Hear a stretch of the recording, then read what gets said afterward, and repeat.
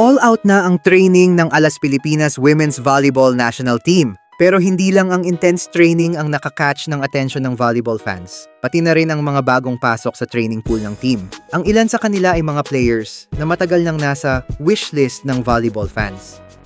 Kaya sa newest video ng Hampas Pilipinas, sabay-sabay nating kilalanin ang mga bagong salta sa Alas Pilipinas team.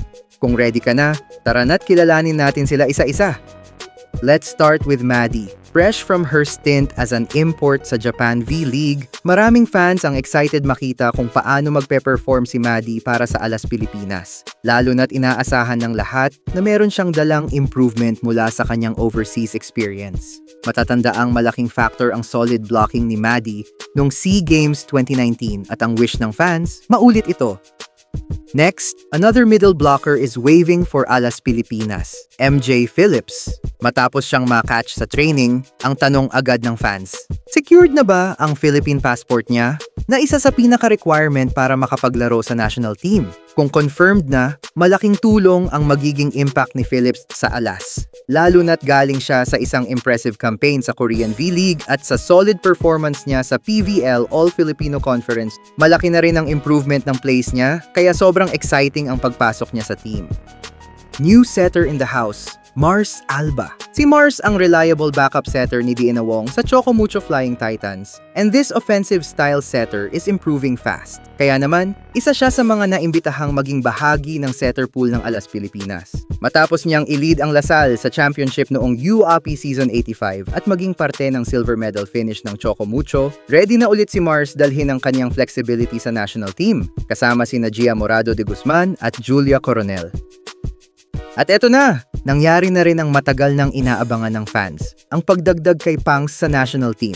Present na siya sa training, kasama sina Thea at Phillips. Did you know na si Pangs ang may pinakamaraming Best Middle Blocker Awards since the inauguration ng PVL? Kaya naman sobra pa sa sapat ang dahilan para i-showcase niya ang kanyang blocking prowess para sa Pilipinas.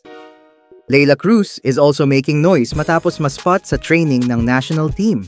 Ang 6-footer opposite spiker at former LaSalle standout ay hindi masyadong na-maximize noong college dahil sa sunod-sunod na injury. Pero ngayon, with her healthy pro campaign sa Capital One Solar Spikers, maraming umaasa na makikita pa natin ang full potential ng batang ito. Tall, talented, and full of promise. At dahil mukhang kulang pa ang diving squad ng team, pumasok na rin sa eksena si Justine Hazareno. After an impressive collegiate campaign sa Lasal, agad siyang nag-pro pero pansamantalang natigil dahil sa pregnancy. Pero laking gulat ng fans nang makita ang kanyang monster comeback last conference. Parang walang nangyari. As in, hanep pa rin sa digging at sa court positioning. Mga qualities na siguradong malaking asset sa Alas Pilipinas. Last but definitely not the least, Shaina Nitura.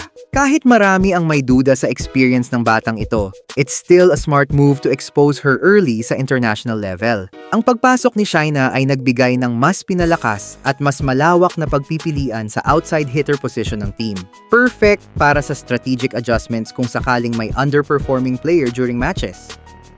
Nakilala nyo na ang mga bagong muka sa training ng Alas Pilipinas. Pero wait lang, marami pa sa national team pool ang hindi pa present at walang update kung kailan sila sasali sa training.